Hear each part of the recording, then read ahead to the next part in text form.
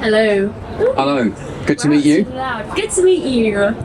My name is Mickey. Hello, Mickey. I'm Chris. Hi, Chris. Good to meet you. Nice to meet you. I think on what this fellow was talking about over there, Yeah. do you think, you mentioned the right and the left, do you think there is a Christian, believing Christian should be one particular, or do you think it's okay that we tend to divide? Yeah, so you're talking politically, yeah? Yeah, politically. Okay. So that's a good question. So typically in the past, in Britain, Christians have actually sat either centre left politically.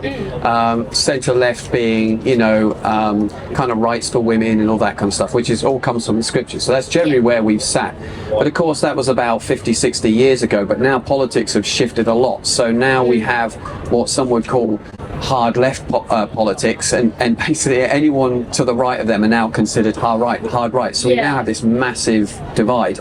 The issue is now with Christians, and so one of the left-right issues in Christianity right now is the issue of immigration, because it's become it's the modern day controversial hot potato. Yeah. So before I answer, what do you think would be a sensible answer to the issue of immigration, and if any scriptures that you might just pop to your head? Doesn't matter if you don't, but just what do you think? That's great. I'm honestly not that aware, so I'd love to be enlightened. I do, however, am conscious that I wouldn't want to. My dad once put it like, it's good. Okay. With the issue of potentially more Islam coming into our Christian country, I think rather than going out as missionaries, it's great if they can come to us.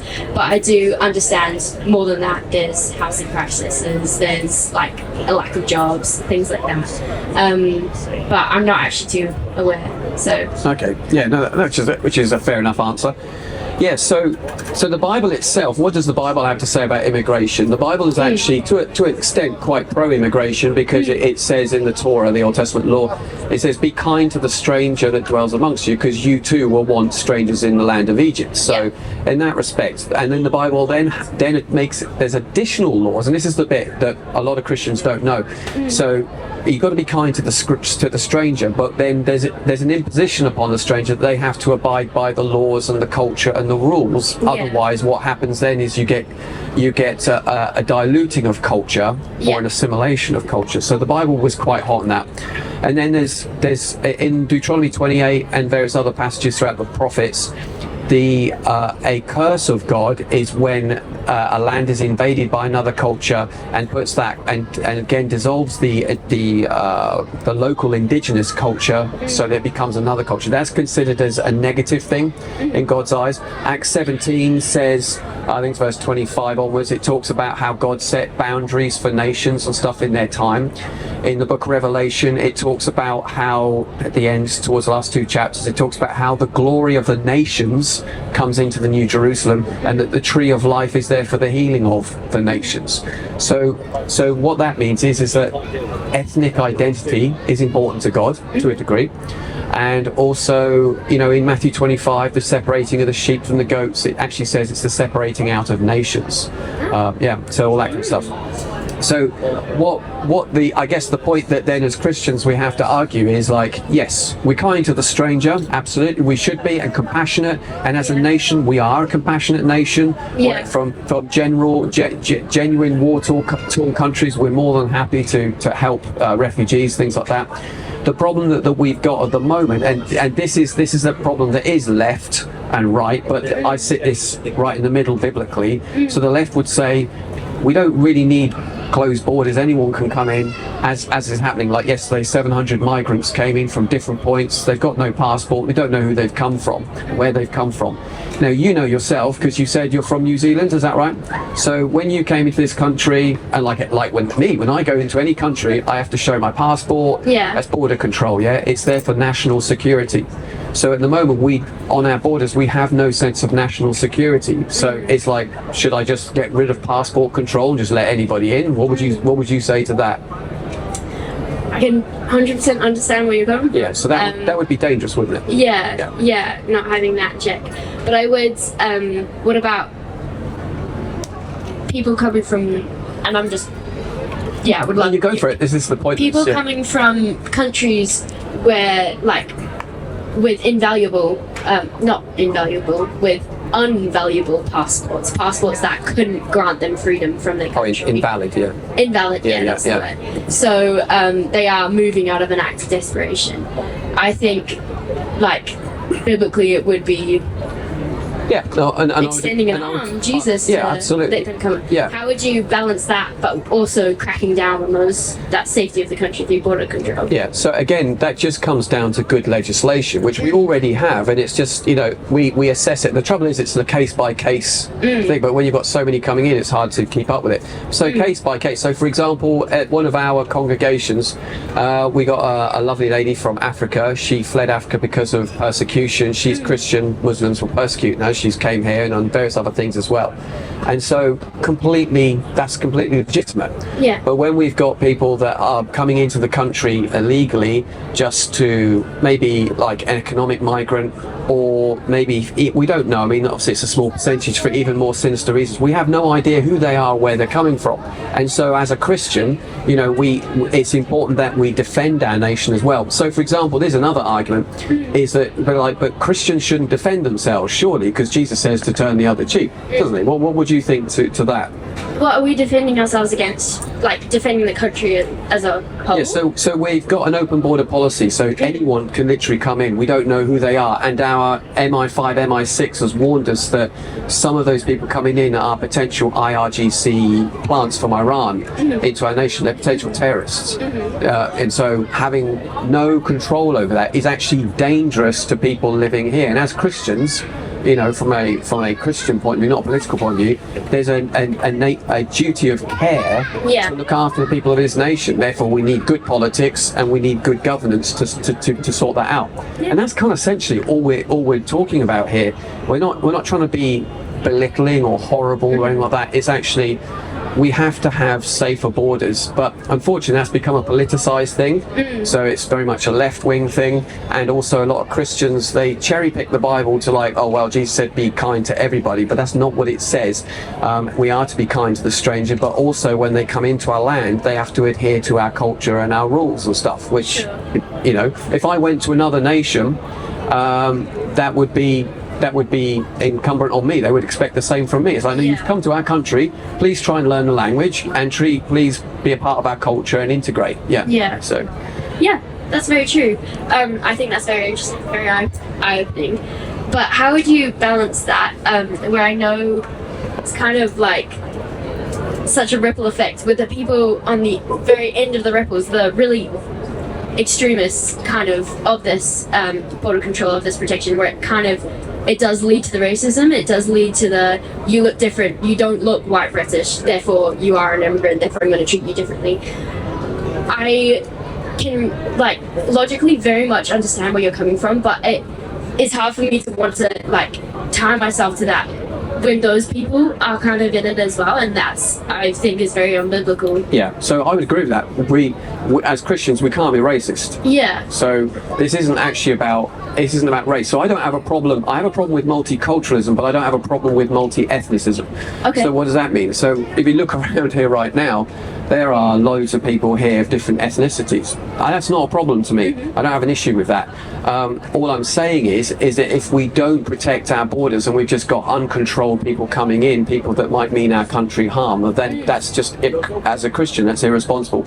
And that's become a politicized issue between left and right, when actually it shouldn't be. It should just be common sense politics, or just common sense Christianity says that's really not safe. No one else, people should be doing that. And there's another side to this as well, which is not seen. So I got a friend who's a missionary in Africa, and he said that our open border policy and migration policies is actually devastating Africa, because we're sucking all their talent and we're bringing it here. So he said, you've got your old people here being looked after in rest homes by a lot of people from Africa. He said, which is great for you guys, but over here we've got old ladies dying with no one to look after them because they've all come to your country.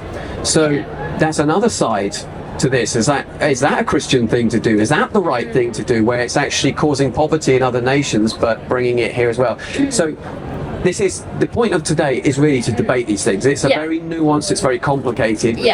but it's not just a simple left-right thing. It's like, what does the Bible actually have to say about migration? Yeah, and so sure. you're a migrant to this nation. Yes. We love having you here. You are part of this nation. That's great. So it's not about that. It's about there's several things. Firstly, that we need to protect our borders from potential harm. And the second issue is, I don't know if you know this, but in our nation, we've had more immigration in the last 25 years of a nation as we have had in all, since Britain has been in existence. Wow. Yeah. So what that does is that's now causing a sense of cultural flux in our nation now, where people are starting to think, well, what is my identity? Yeah. What does it mean to even be British?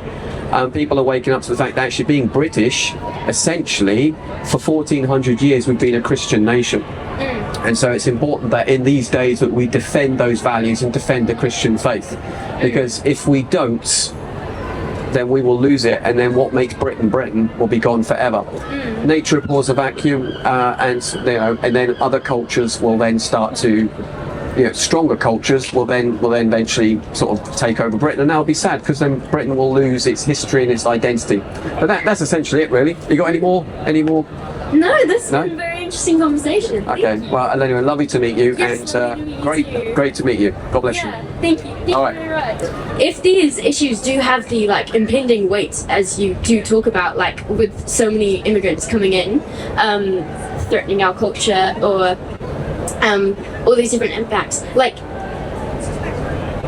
how important do you think it would be for every Christian to think about this? Because I understand you reference these issues in the Bible, and that's really good, and I trust you, and I will encounter that as I read it as well. But I don't know how prevalent it is in the Bible, how important of a value it is compared to other things. So just do you think this should be discussed in churches? Do you think this should be?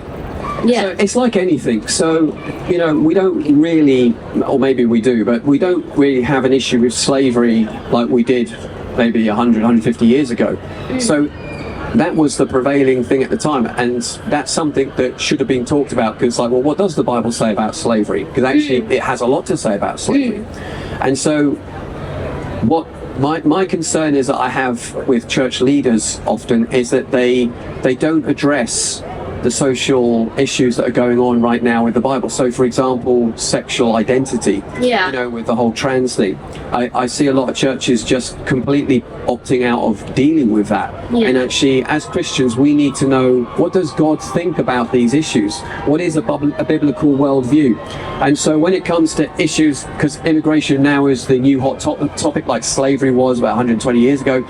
Therefore, I think as Christians, it's well, what does the Bible have to say about that? And I get what you're saying. It's why should it be that important for us as Christians? Because now it is an issue. And also, have you heard about the silent revival that's going on in Britain? Yes. Okay. Well, I meet a lot of people that are coming to faith. This is not true of all of them, but I would say a lot that I've met. One of the major factors that is bringing them to Christianity is actually them understanding that Christianity is part of the heritage of this nation, and they're losing that identity.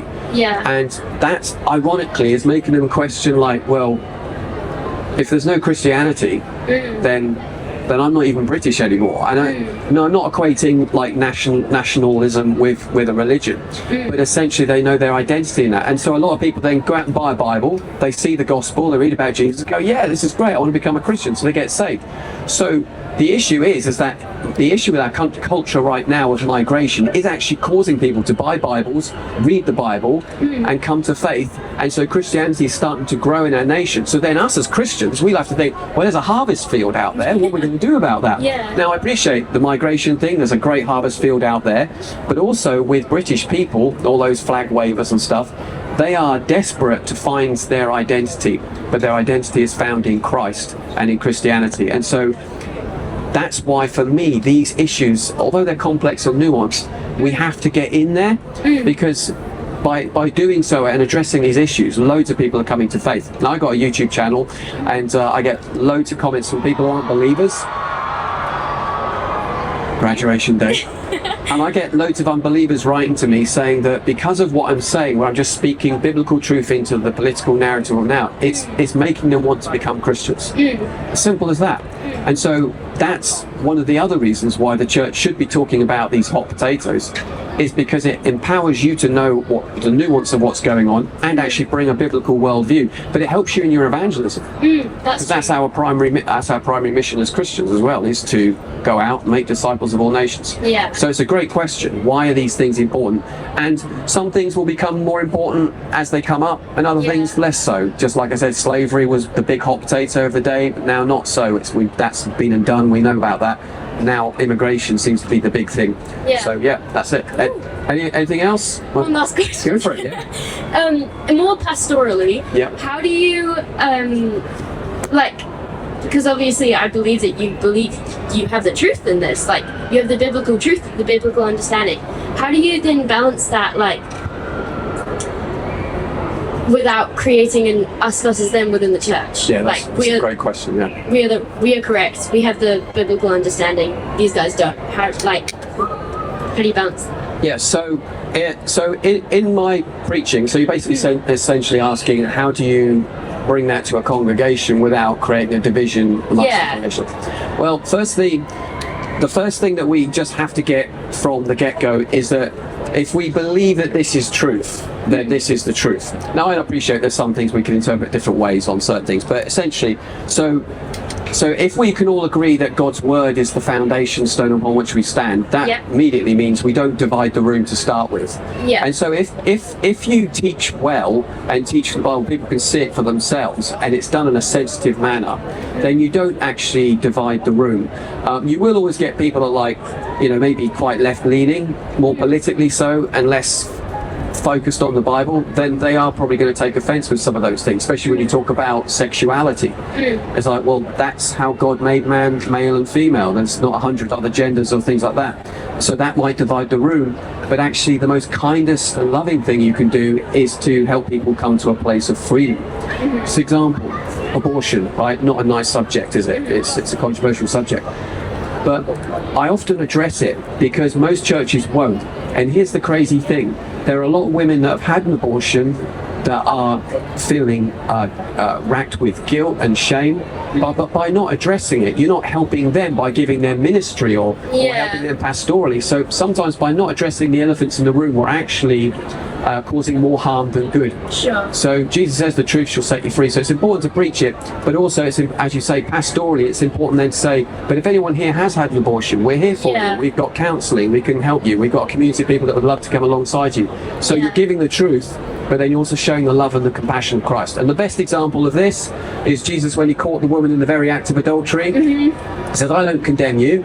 So he showed her the love and the mercy and compassion of God. That's the pastoral element. But then he said, now go sin no more. Took it to the truth. And so that's really how it should be done. So then you're always going to upset somebody, but essentially the most pastoral thing you can do is to speak the truth, but do it with love and do it with respect. Okay. That's a great answer. Thank you so much. All right, great to meet you. Great to meet you.